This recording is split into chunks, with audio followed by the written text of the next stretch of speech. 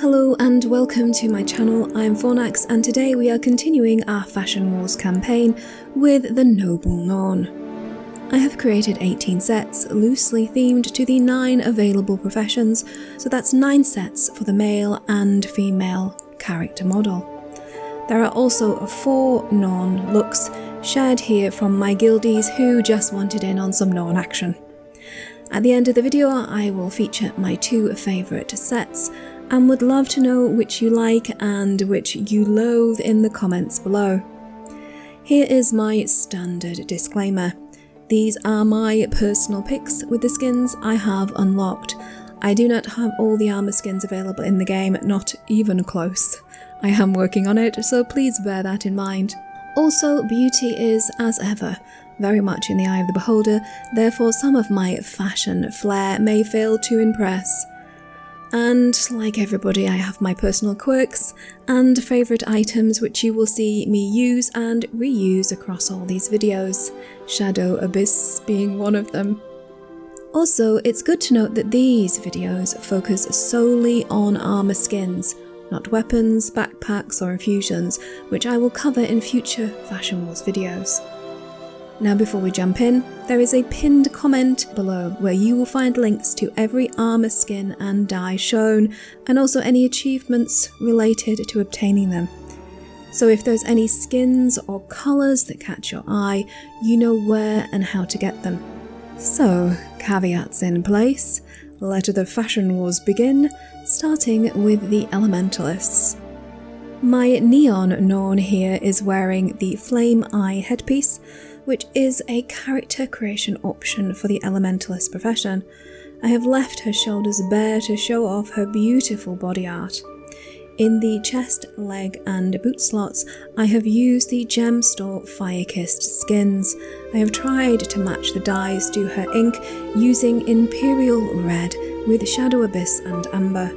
For the male Elementalist, I have opted for a more mystic theme, using the character creation Wraith mask with the Tempest loop gained via the Tempest Elite Specialization achievement. For the chest piece, I have selected the Elonian vestment, which is a story completion reward from Path of Fire. The gloves are cultural Tier 3 Lupin for their turquoise gems. And finally, for the leg and boot slots, I have used Visual Armour. The orders of Tyria armour sets are unlocked via your personal story, and only characters aligned to the orders can access the vendors. Detailed links below. The dyes used are Shadow Abyss, Shadow Blue, Black, and Spruce.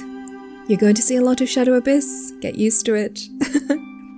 Next is the Mesmer female set, starting with the Baroque mask, which is a Hall of Monuments reward. There is a link below to the wiki page dedicated to these rewards and how to unlock them via the original games in the franchise.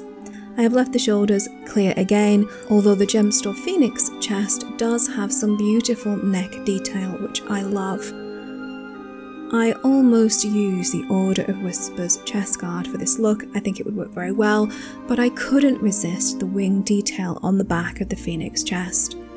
The Phoenix gloves continue the winged theme perfectly, and this set matches well with the Nightmare Court Sarong's ball gown aesthetic.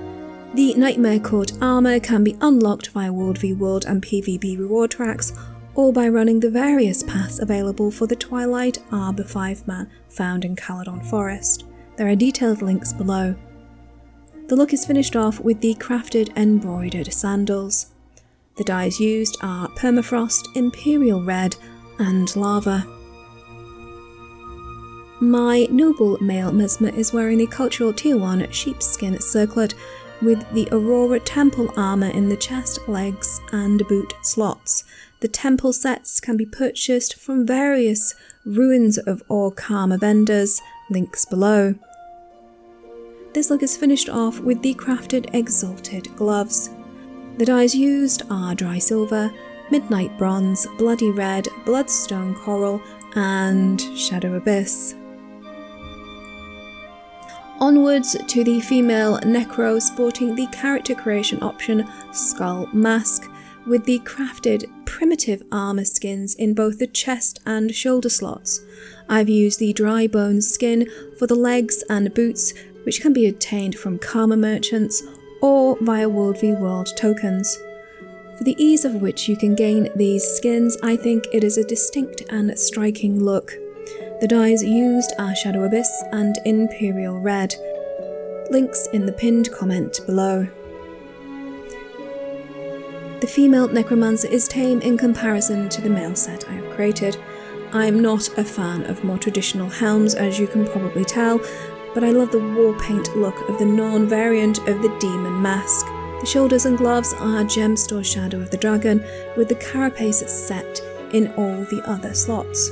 Carapace armour boxes can drop from the Silver Waste map meta events, and there is a vendor where you can also purchase this set via map currencies and gold, links below. The dyes used for this corrupted look are Bloodstone Dark Coral, Shadow Abyss, Fresh Green and Midnight Bronze. Now next up is the medium armour set, so trench coats incoming. I have opted for the Lady Swashbuckler look for this thief-themed set, using the Gemstore Swaggering Hat. Thank you ArenaNet for including hair with a hat. Perhaps you could go back and add more hairy options to your other hats too, maybe? And back on topic. The shoulders, I have used the Heritage shoulder piece over the cultural Tier 1 Wolfborn chest. The hands and boot slots are Gemstore Peg Leg and Pirate Hook. It's a staple of my videos. I have no idea when my pirate phase will end. Perhaps never. Finally, the leg skin is the crafted Outlaw Pants. The dyes used are Bloodstone Coral, Shadow Abyss, Bloody Red and Dry Silver. For the male thief, I wanted to have an Assassin's Creed vibe, and the armour which fits this brilliantly was actually the Tier 3 Cultural Wolf set. I did change out the head slot because of some clipping issues with my Norn's gigantic nose. But I think that the Priory headpiece works very well here.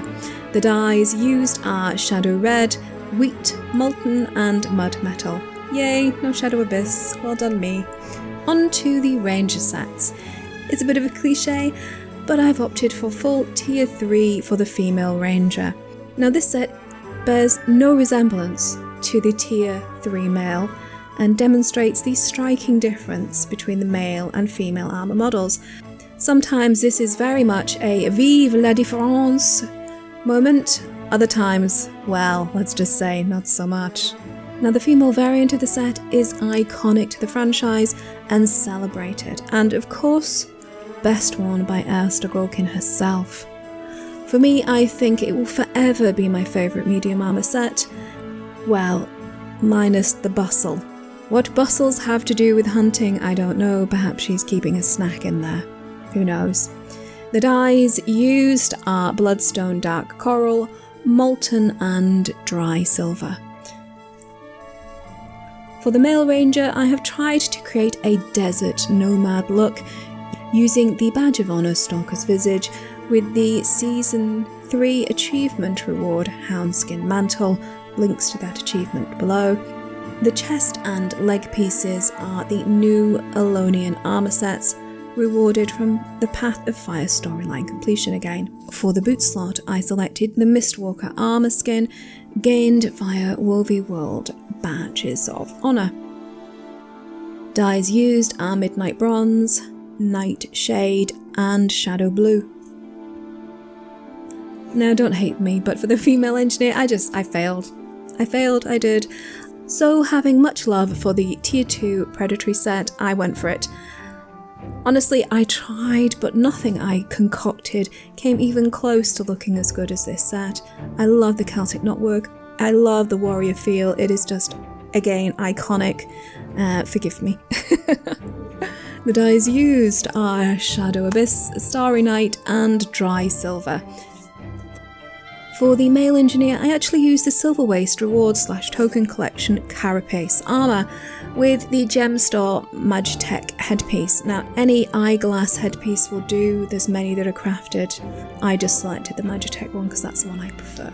Again, this set is radically different from the female variant of the Carapace armour and has a real steampunk vibe to it, which I think fits the engineer very well. The dyes for this look are Midnight Blue, Shadow Abyss, Permafrost, and Midnight Bronze. Now for some heavy armour joy, where we will again see lots of cultural armours. They are beautiful eye candy, and the dev art team have done a spectacular job. They knocked it out of the park. Now we're going to start with the male Revenant, where I used 3 pieces of the Eagle Tier 2 cultural armour on the shoulders, head and chest, with Vigil, leg and boots. I really like this look. How Revenant-y it is completely open to debate. You can QQ in the comments, I'll take it. I done failed again. But really what I wanted to do is I wanted to avoid the Miss Ward uniform of the Revenant. The dyes used in this look are Dry Silver, Midnight Gold and Blue Shade. My female Revenant is really an ode to autumn, with her flaming hair colour and armour to match. Sporting the Collection Reward Mist Ward head wrap over the Gemstore Phalanx set. I love the thigh-hugging boots and brilliant shape of this elegant armour. The dyes used are Bloodstone Coral, Amber and my favourite, Shadow Abyss. I have gone full-on Celtic warrior for this look with no helm, just his glorious red beard, and the cultural Tier 2 eagle shoulders. The boots and chest are the Karma / Token Pit Fighters, with the crafted barbaric legs and gloves. The colours are very autumnal, all the trees where I live are rusting up nicely and the season is turning, so I think that's influenced my colour palette for the Norn. The dyes are Oxblood, Enamelled Legacy, Midnight Red and Sour Apple. My female warrior has a very sleek and simple look with the Gemstore Aetherblade armour for the chest, legs, the Phalanx war boots and the Magnus eye patch. The gloves are Draconic and the shoulder piece is Vigil. The dyes used are Midnight Bronze, Wine Shade, Citrus, Molten Warmth, Bloody Red and Creamsicle. My female guardian is head to toe in the Gemstore Bram set, minus the headpiece which I have left unseen. I have opted for the Dragon Hunter gauntlets because of their taloned, asymmetrical look. The dyes used are Black Cherry, Dry Silver, Permafrost and Ivory. Finally, for my Norn guardian, I have again chosen one of the beautiful cultural armours for the Norn. The Tier 3 stag set is just stunning and is fitting to be the last look in the Norn lineup. To show the Celtic-inspired design off to all its glory, I have used the detail-enhancing Enamelled Legacy and Shadow Blue. Now, before I jump into my personal top looks for the Norn, my guildies wanted in on the action too, and so I'm showcasing their noble Norns here. The details of these armours are in the pinned comment below. Introducing Captain Aidda in all her swashbuckling glory. This lovely lady is the reason I created these Fashion Wars videos in the first place, and I am very grateful for all her ideas, drive and unending enthusiasm. Ursula Sturmbeorn has a very understated but classic look. It's easy to imagine her as a character in one of Robert E. Howard's Conan the Barbarian novels. The lovely Freya is every inch the daughter of the hunt in her Tier 3 wolf set. I love the Dominator staff, it's almost a Klingon bat'leth, and one of my favourites, especially when playing my Daredevil or Revenant. Liv de Mazar is almost a cosplay of Hawkwoman in this beautifully put together look. I love the subtle colour palette and winged theme. Finally, we head over to the dark side with Mold Touch. This brilliant Star Wars cosplay has inspired me, and I will be making some Guild Wars 2 cosplay videos in the future, thanks to my creative guildmate. Let me know in the comments what cosplays you have done and what you would like to see on the channel in the future. Many thanks to my fantastic guildies for sharing their Norn avatars today. On to my top 2 picks for the Norn. It was very hard to select my favourites from the lineup, but I have opted for the male Elementalist. I love its almost Egyptian feel. For the female avatar, I love the Revenant autumnal set. Please let me know which are your top picks in the comments. I'm sure you guys have created far better looks than my meagre offerings today, so if you would like to share your Norn avatars, you can link images in the comments below or tweet them to me at Krytan_Herald, and I will share them out across the Twitterverse and beyond. The next race in the crosshairs of our Fashion Wars saga is the Asura, followed by the Sylvari. I hope you come back and join me then. If you feel inspired to jump into the Guild Wars 2 universe, there are referral links below to the free-to-play game, the Heart of Thorns expansion, and the new Path of Fire expansion too. Thanks to the generosity of ArenaNet and their partner program, these referrals directly support my channel. If you would like to join me in-game for some Fashion Wars fun and adventure across the dunes, there are links to the Krytan Herald Cross-Region Guild website below. Now I want to take a moment to thank all my fantastic patrons, new and old. Your support, advice and friendship allows me to keep making content for the game that we all love so much. I can honestly never thank you all enough, and I will keep working hard to create content worthy of that dedication. Please give this video a thumbs up if you liked it and a thumbs down if you didn't. And as always, thanks for watching.